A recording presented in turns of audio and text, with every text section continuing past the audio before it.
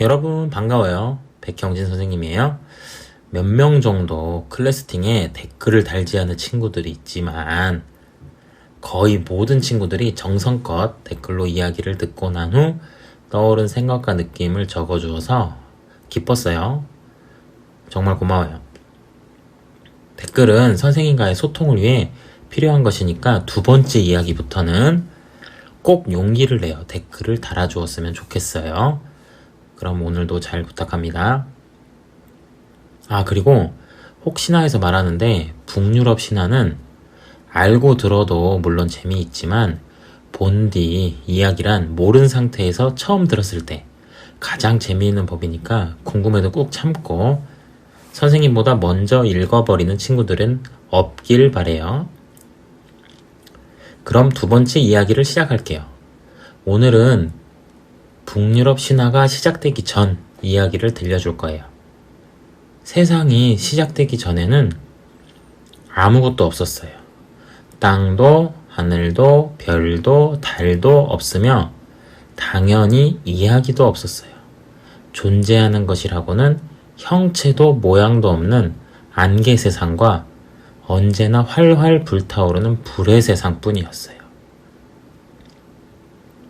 먼저 안개 세상은 북쪽에 있었는데 니플헤임이라는 암흑의 땅이었어요.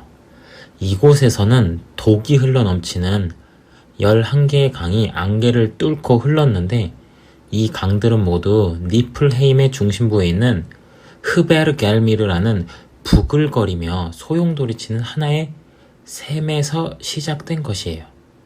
니플헤임은 얼어붙을 듯이 춥고 모든 것을 가리는 탁한 안개가 무겁게 드리워져 있었어요. 하늘도 안개에 가려 보이지 않고 땅에는 냉기 어린 안개만 자욱했어요. 다음으로는 언제나 활활 불타오르는 불의 세상이에요.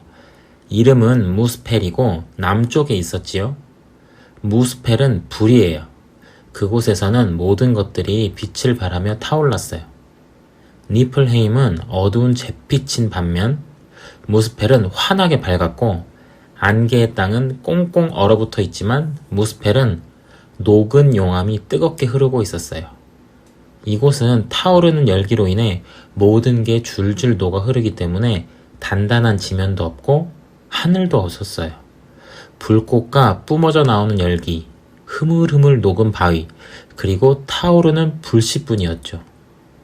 그런데 뭔가가 존재해요. 무스펠의 불길 가장자리, 땅이 끝나는 그곳에는 신들보다 먼저 존재한 수르트가 서 있었어요. 세상에 만들어지기 전부터 말이에요. 불타는 칼을 쥐고 있는 수르트는 지금까지도 그곳에 서 있다고 해요. 수르트는 세상의 끝인 라그나로크가 도래해야만 비로소 그 자리를 떠나요. 그는 불타는 칼을 휘두르며 무스펠을 떠나 온 세상을 불태울 것이고 신들은 차례차례 그 앞에서 쓰러질 거예요.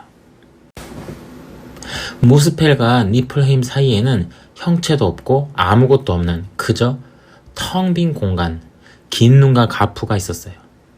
안개의 땅 니플헤임에서 흐르는 강들은 입을 쫙 벌린 심연을 의미하는 긴 눈과 가프라는 공허 속으로 흘러들어갔지요. 측정할 수 없을 만큼 오랜 시간이 흐른 뒤 이 독이 흐르는 강물이 불과 안개 세상 사이에서 서서히 굳어 거대한 빙하를 이루게 되었어요.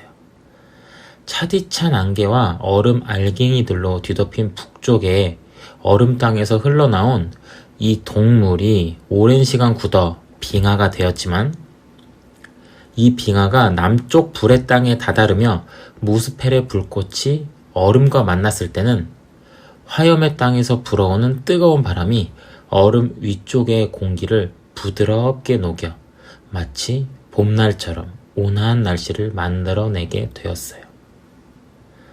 얼음과 불이 만나는 지점에서 얼음이 녹기 시작했고 그 불에서 드디어 생명이 탄생했는데 모습은 인간과 비슷했지만 이 세상보다 더 크고 과거에 존재했거나 앞으로 존재하게 될 그 어떤 거인보다도 거대했어요. 그리고 남자도 여자도 아니지만 동시에 남자 여자 둘 다이기도 했어요. 이 초대형 거인이 바로 모든 거인들의 조상인데 스스로를 이미르라고 칭했어요. 얼음이 녹으면서 만들어진 생명체는 이미르 하나가 아니었어요. 우리가 상상할 수 있는 것보다 훨씬 거대한 뿔 없는 암소도 한 마리 생겨났지요. 이 암소가 줄인 배를 채우고 마른 목을 축이려고 소금기가 밴 얼음덩어리를 핥자 4개의 젖통에서 젖줄기가 강물처럼 흘러나왔는데 이미르는 이 우유를 먹고 살아갔지요. 이미르는 우유를 마시면서 계속해서 더욱 커져갔어요. 그리고 암소에게 아우둠라라는 이름을 붙여줬어요. 암소는 분홍색 혀로 얼음 덩어리를 핥아 사람을 만들어냈어요. 첫째 날에는 얼음 덩어리에서 머리카락만 삐죽 솟아났지만 둘째 날이 되자 머리 전체가, 셋째 날에는 완전한 인간의 형상이 드러났어요. 이 자가 바로 신들의 조상인 불이에요. 이미르는 잠을 자는 동안 생명을 탄생시켰어요. 이미르의 왼쪽 겨드랑이에서 흐른 땀에서 남자 거인과 여자 거인이 태어났고 발가락에서는 머리가 6개 달린 거인이 태어나와 모든 거인들의 조상이 되었답니다. 이미르는 그 뒤로도 계속 잠을 자는 동안 땀을 흘리고 그 땀에서 거인들이 계속 태어나게 되었어요. 아까 암소 아우둠라가 혀로 얼음덩어리를 핥아 탄생한 불이 기억나지요? 불이는 이미르의 땀에서 태어난 거인들 중에서 아내를 얻었고 이 둘 사이에서 태어난 아들이 있었는데 그 아들에게 보르라는 이름을 지어주었어요. 뷰르라고 하기도 하는데 발음이 어려우니까 보르라고 할게요. 이 보르가 성장하여 거인의 딸 베스틀라와 결혼해 세 아들을 낳았는데 세 아들은 바로 오딘, 빌리, 베였어요. 오딘, 빌리, 베는 자라는 동안 남쪽 멀리서 타오르는 무스펠의 불길과 북쪽 니플헤임의 차가운 어둠을 보았지만 그곳에 가까이 가진 않았어요. 그곳에 갔다가는 죽음을 맞게 되리라는 걸 알고 있었기 때문이에요. 오딘, 빌리, 베는 얼음과 불꽃 사이 거대한 심연인 긴 눈과 가프에 생긴 빙하 위에 영원히 갇혀있는 신세였지요. 결국 어디에도 존재하지 않는다고도 할 수 있는 상황에 놓였어요. 자, 오늘 이야기는 여기서 끝이에요. 아무것도 없는 곳에서 생명들이 생겨나기 시작했던 태초의 이야기였어요. 두 번째 수업도 집중해서 들어줘서 고마워요. 그럼 클래스팅 댓글에서 만나요. 안녕.